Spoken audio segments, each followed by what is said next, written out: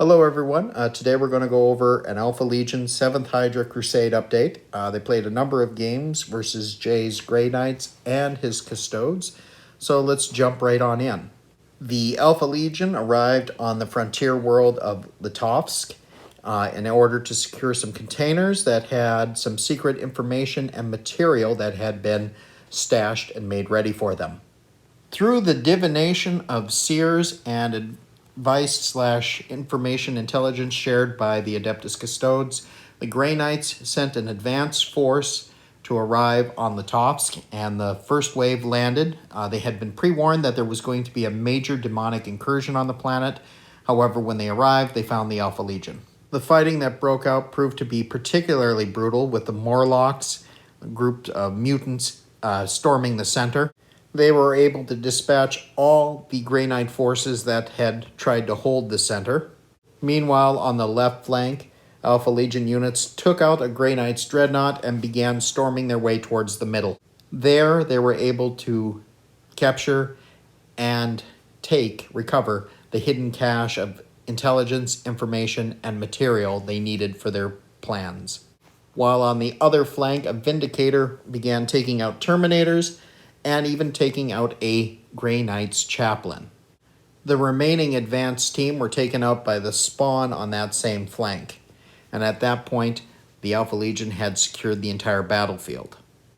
However, as they left in a move of pure spite and to also cover their tracks, they unleashed a new demonic legion led by 2 former Alpha Legion Marines who had risen to the rank of Demon Princes. The demonic legions of the Demon Prince Destro and Sinestro proceeded to wreak havoc on the planet, and they were overrunning the settlement when the Grey Knights arrived in force. A Grey Knight dreadnought was able to take out Destro, the Cornate Demon Prince, while elsewhere the demons began overrunning the Grey Knight position. Grey Knight heroes fought valiantly against the horrors of the warp, but mostly to no avail. However, the Grey Knight dreadnought was then able to take out Sinestro before turning to finish off the Blood Crushers and hold firm in the center. Meanwhile, the Grey Knight's captain fought on against a swarm of lesser demons, popping them, bringing them down, and holding his position as hopeless as it appeared. The end result was a technical victory for the demons, but narratively wise, they had been so decimated and so crushed, they were unable to ravage and utterly destroy the planet, which enabled them to discover a ritual that the Alpha Legion planned to perform on another planet of Sartell. On Sartell, the Custodes struck with everything they had in an effort to stop the ritual. Vicious back and forth fighting on the one flank saw the Adeptus Custodes push back.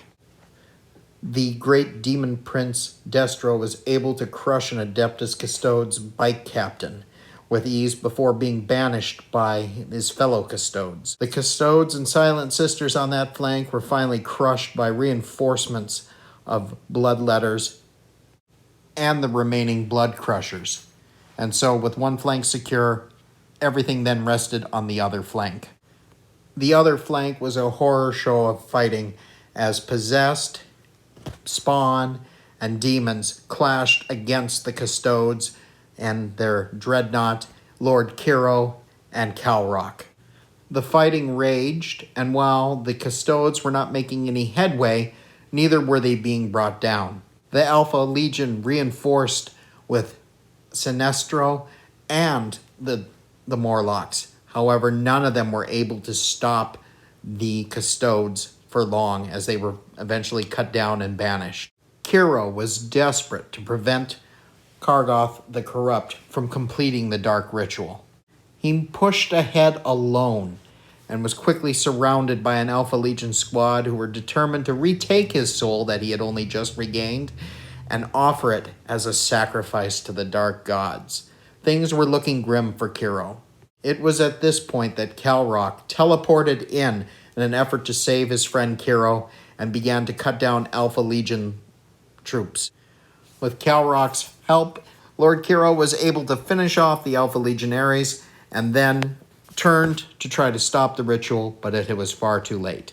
The Alpha Legion had won yet another victory. The first unit to get an upgrade would be the Vindicator, with surviving 2 more battles and with the numerous Grey Knight casualties it caused.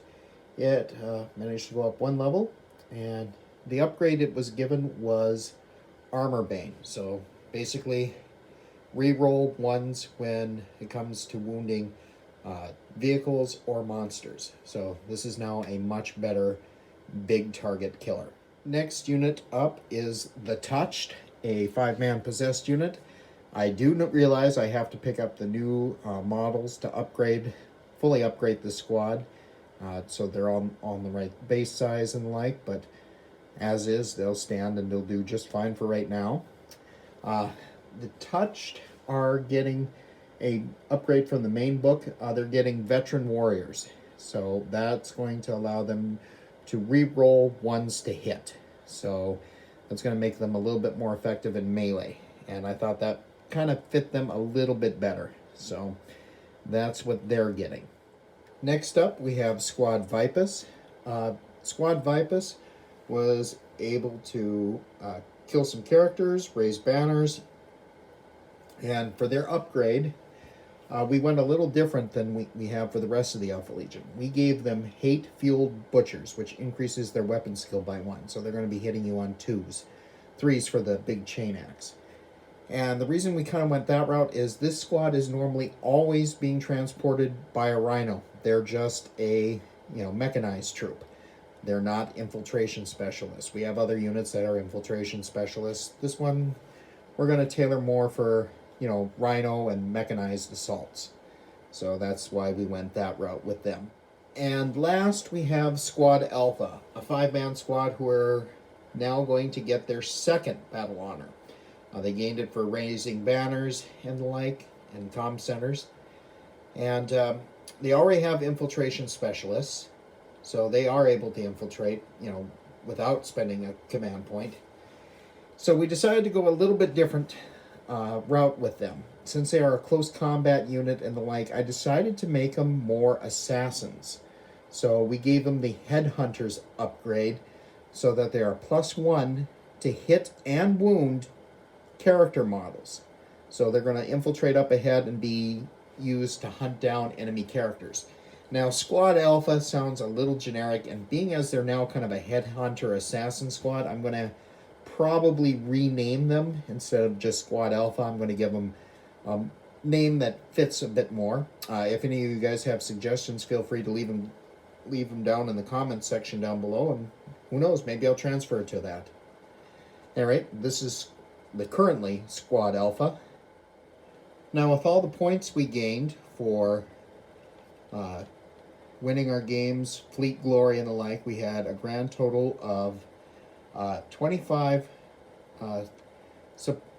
supply points we could have used, or 25 points, and we ended up spending 20 of them. We had 1 left over from last time, so we're going to have 6 in reserve. But the first unit we bought was the Viper's Eye, and this is a Dark Commune unit. The 2 bodyguards both have the Commune blades. We have the Icarnock with the big staff, enabling units within 6 inches to get +2 to their leadership and reroll hits of 1. We have the leader of the cult, the dark kind of apostle guy in the center, and he knows Dark Zealotry, that prayer, as well as the Soul Terror Portent, which is he can cast that on units nearby, and that's going to enable them, make things easier for them to wound. And then you add to it the fact that the lone psyker that's there has Smite, and we gave him the Diabolic Strength, the ability to boost strengths of units nearby, spawn and other cultists and the like, and all of a sudden you got a force that can really increase the power of the cultists. Now, for those of you who are wondering, no, that is not the normal psyker that comes with the Dark Commune box. I didn't like him, so I replaced him with the one from the Blackstone Fortress, found an extra on eBay, added a bird skull and a normal skull into his hand, and just kind of placed him as so. So this is the Viper's Eye, and they should be making their debut relatively soon. And the last unit we added was the Death Adders unit. It is an 8-man Chaos Space Marine bike squad. It is led by a champion with a power fist. It also has a lone guy with an icon. We have 2 of them carrying melta-guns. Now, some of you may have noticed the lances, and for game purposes, we're going to just count them as the regular chain swords that they would have rather than bolt pistols and the like. I just modeled them up this way a long time ago because, well, I thought they looked cool.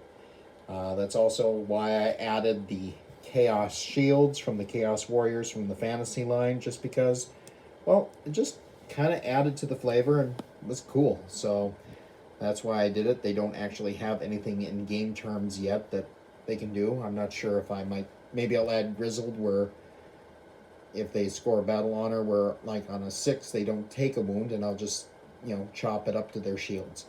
It's hard to say yet at this point, but this is the Death Adder squad, 15 power level, so a pretty pricey squad to bring, but I'm hoping it'll do quite a bit of damage and play pretty well when it finally does hit the field. Last, but certainly not least, is the result of the Great Ritual. This is going to be a Nemesis provided to the Demon cohorts as well as the Alpha Legion when they go up against the Grey Knights. And this is Kargoth the Slaughterer. Kargoth, as you can see, is a third-party model that I'm using to represent a Bloodthirster. I personally think he came out rather well. I'm rather proud of the paint job I did on him. I think he came out pretty good. And of course he is painted up in Alpha Legion colors and the like. And he will be mainly used as a Nemesis model that can be added when fighting the Grey Knights and the like with either the Demon Legion or with my Alpha Legion. Jay, my wonderful opponent, who is playing both the Custodes and the Grey Knights, and that also has a Bloodthirster that he can sub in to represent Kargoth with other members of our group, because Kargoth is now the nemesis of the Grey Knights. They are on a quest to hunt him down, and I thought it would be kind of fitting to actually put this monster on display, being as poor Jay has yet to see him. So that does it for this Crusade update. I hope you've enjoyed it. If you have, please hit like and subscribe down below. Any suggestions or things you'd like to see us do, or directions you maybe would like to see the Crusade try to take, again, let us know, or let me know, I should say, in the comment section. So thank you again for your time and your patience, and you have yourself a good day.